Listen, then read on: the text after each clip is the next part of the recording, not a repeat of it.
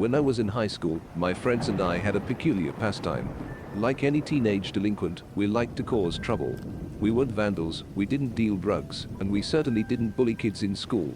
No, we liked to scare the living shit out of new parents by hacking their baby monitors. We were insufferable little punks who thought we were too good to get caught and that our little acts of mischief would go unpunished. One night, however, I learned my lesson and realized that I wasn't quite as bulletproof as my tremendous adolescent ego made me out to be. Dimitri, Kurt, and I went to the same school, shared many of the same classes, and hung out almost every evening after chow time. We watched prank shows, played video games, talked about who had the nicest rack in school. One evening, we were trading scary stories at the park. Kurt shared the classic story about the single mother who heard a haunting voice on her baby monitor. Like most horror stories, it sounded like total bullshit, but Dimitri told us it had happened to his mom once. On her own monitor, she'd heard a neighbor singing to her baby. Apparently, it was possible to accidentally tap into someone else's frequency. In an instant, a light bulb turned on in each of our heads. When you're close enough to someone, you don't need words to know what that person is thinking, and we could all tell we were thinking the exact same thing. We were going to buy a baby monitor and screw with people. Pardon the pun, but hacking a baby monitor is child's play. All you need to do is find a device on the same frequency as yours. Never one to do things half-assed, I purchased a high-end monitor with a frequency dial, so we could prank as many targets as possible. The following night, we took to our bikes, roamed the neighborhood, and found our first victim. We could see the nursery from the suburban home's second-floor window. Dimitri grabbed the baby monitor and began tuning it to different frequencies until we heard breathing. I remember feeling excited as our plan finally came to fruition. Dimitri pressed the button and began exhaling heavily into the receiver. "Your little girl was delicious," he murmured, using a demonic voice. The light in the master bedroom turned on almost immediately, and we heard a shrill scream. Laughing our asses off, we quickly rode off down the street so we wouldn't get caught. We repeated the prank several times over the course of the following weeks, each taking turns talking through the monitor. Not wanting anyone to get wise to our little game, we chose different houses every time. People's reactions were priceless. Some mothers would reply in a panic, others seemed to know it was a hoax and told us to shut up, and one poor woman even started sobbing uncontrollably, begging us not to hurt her baby. I feel bad about that last one now that I'm older, but it was hilarious to me back then. My friends and I mimicked her high-pitched bawling and desperate cries for mercy for weeks afterwards. Yeah, we were royal dicks. Calm as a bitch, and I got what was coming to me one night. Kurt and Dimitri were busy studying for their midterms, so I went out on my own. By then, we'd gotten pretty much everyone in the surrounding area, so I decided to venture off across town and into unfamiliar territory. Finding a target wasn't difficult. You just had to look for cars with baby seats, houses with overly colorful cartoon-themed curtains, or toys left in the yard. I came across a house that fit all three criteria and parked my bike out of view. Playing with the tuner, I eventually found the right frequency. I could hear the sound of a baby snoring very lightly. A devious little smoke pushed its way onto my lips, and my heart began pounding with excitement. It was my time to shine. "I am watching," I whispered into the monitor, using the creepiest voice I could muster. The house remained dark and lifeless. I figured the homeowners hadn't heard me.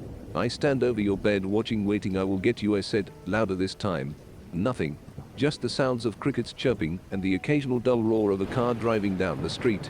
It was a little odd. Parents usually reacted much quicker than that. I began feeling a little nervous and somewhat exposed. You know, like when you suddenly realize some creeper's gawking at you. It was getting late, and I had a long bike ride home.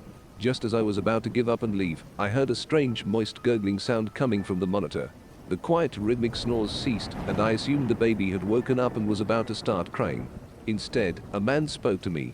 "You're the one being watched now, Juan," he said softly. My stomach pirouetted at his words. How did he know my name? I felt sick. Something was very wrong, and I could feel it in my bones. I glanced up at the nursery window and saw a silhouette standing there watching me. Had he been there the whole time? The air was thick and difficult to inhale, though perhaps fear was making it hard to breathe. My body quivered uncontrollably as a sense of dread poured into every inch of me. I climbed on my bike, pedaling desperately to get away. Part of me thought I was overreacting, but the overwhelming need to flee overpowered my rational mind. "You can't run, I know where you live," Juan continued the man, even as I turned the corner. I flew down the street, not stopping until I reached a busy boulevard. Surrounded by cars and a few late-night joggers, I felt safe. "Your hoodie will run red, your blood, boy," whispered the man, still talking through the baby monitor in my pocket. A passerby gave me a nasty look as I yelped loudly in fear, practically ripping my hoodie in my frantic attempt at removing it. to the stranger, I must have looked like some snotty kid tripping balls or something. He didn't know I was in genuine distress, so I don't blame him for walking off with an insulted huff, though I wish he had offered to help me instead. After stuffing the hoodie into my backpack, I noticed my name scrawled on the back. It was my fucking school jacket. No wonder that bastard knew my name. It then occurred to me that baby monitors were fairly short-ranged, so I was obviously being followed. I nervously glanced around to try and identify my stalker. Was it the empty-looking van down the street? That guy walking his dog? The car that had just driven by? Either way, the last thing I wanted was to hear that voice again, so I turned off the device and started pedaling towards my home. Fear had heightened my senses, and I began to notice every motion of the trees in the breeze, every crackle of twigs under my wheels, and every car that zipped past me. I flinched whenever anyone came near, paranoid that whoever had spoken to me through the baby monitor was going to catch up. Fortunately, I made it home without incident. I parked the bike in my garage and crawled up the stairs to my bedroom. In one careless motion, I tossed my backpack and the baby monitor in the corner of my room and dove under my sheets like an Olympic swimmer. It doesn't matter how old you are. Nothing feels safer than being under your blanket. I closed my eyes, hoping I'd be able to calm down enough to catch a few hours of rest before class, but then I heard static coming from the monitor across the room. The monitor that was supposed to be off. Sweet dreams, Juan said, the voice that still haunts my nightmares. I didn't sleep a wink that night. I was too frightened to get out of bed until sunrise. When I got up, my first order of business was to remove the battery from the monitor and throw it in the trash. I didn't want anything to do with it anymore. I came up with an excuse to give my buddies so they wouldn't think I was a huge pussy. With massive bags under my eyes, I got dressed, had breakfast, and went to school. It wasn't until a few days later that I saw the house on the news. In an interview, a police officer explained that the small family who had been living in the house had been found in their beds, necks slit open.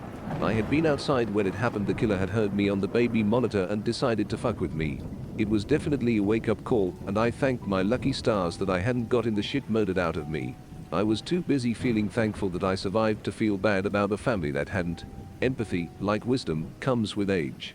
Now that I'm an adult with a wife and daughter, I truly understand the consequences of my actions and the severity of the situation I put myself in as a tremendously stupid teenage boy. That dreadful night, I thought I reached the epitome of fear, but it was just the tip of the iceberg. As a father, I now know that fear thrives and multiplies when there's something more precious than your own life at stake. I can't say for sure whether the killer found me again after all these years, or whether a new breed of idiots had the same idea as my friends and I, but I can tell you that I now understand what true terror is. Last night, I heard something on our baby monitor that sent chills into my very soul, shackling me with a paralyzing fear that I doubt will ever leave me. I'm still watching.